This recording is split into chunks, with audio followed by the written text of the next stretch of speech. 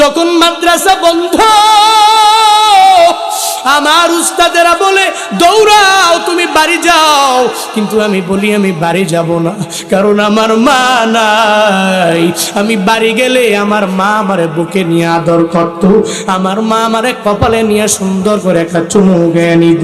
ওই ছোট্ট বাচ্চা একটা মায়ের প্রেমে পড়ে পড়ে আমারে জানায়, হুজুর আমার সব ক্লাসমেটেরা এরা হাফেজ হয়ে গেল, এরা বাড়ি যাওয়ার পরে এদের মায়েদের বুকের মধ্যে নিয়ে চুমু খেয়ে এদের জন্য রবের দরবারে একটু দোয়া করে দিবি। কিন্তু আমি কার জন্য হাফেজ হয়ে বাড়ি যাব?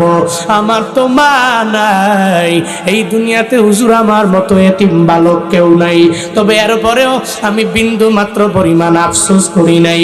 আমার বাবা আমারে কত রাতের বেলা বারবার আবদার জানাইছে, ছেলেরে বখাটে ছেলেদের মতো হবি না, বরং মাদ্রাসায় পড়ে একটু হাফেজ হয়ে যাবা।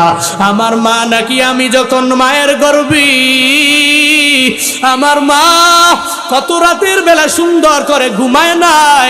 আমার মা আমার বাবার কাছে আবদার জানাইছে, আল্লাহ যদি আমার একটা ছেলে দিয়া দেয়, এই ছেলেটারে মাদ্রাসায় পড়াই একটু হাফেজ বানায়া দিবেন, একজন আলেম আপনি বানায়া দিবেন।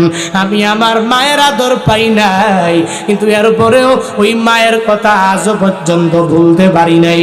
হুজুর গো, আমার নবীর দিকে তাকাইয়া, আমার মায়ের দিকে তাকাইয়া আমি এই মাদ্রাসায় 30 পারা কোরআন মুখস্থ করে সিনায় ঢুকাইয়া দিলাম। আমি কত হুজুরের জবান থেকে শুনেছি আমার নবীরও নাকি মা ছিল না। আমার নবী যখন 6 বছর, ওই সময় আমার নবীর মা চলে গেল, কিন্তু আমার তো এখন 12 বছর। আমার যেহেতু মা নাই, এরপরে আমার বিন্দু মাত্র পরিমাণ কোনো চিন্তা নাই। আমি আমার বাবার দোয়া নিয়ে গেলে আমার হয়ে যাবে।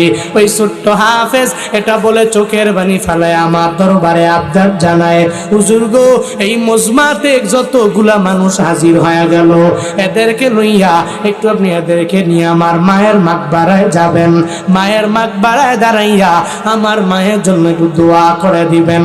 আমি বললাম আমি তোমার কথা পরিপূর্ণ মেনে নিলাম, আমি তোমাকে সঙ্গে করে লইয়া ওই মাকবারায় যাব, আর তোমার মায়ের জন্য ওই মাকবারার সামনে গিয়া দোয়া করব।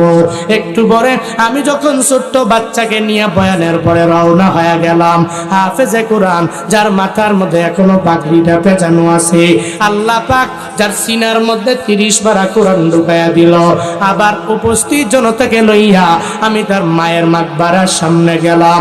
মায়ের মাকবারায় যাওয়ার পরে সূরা ফাতিহা বললাম, ইখলাস বললাম, তাকাসসুর পড়ে নিলাম।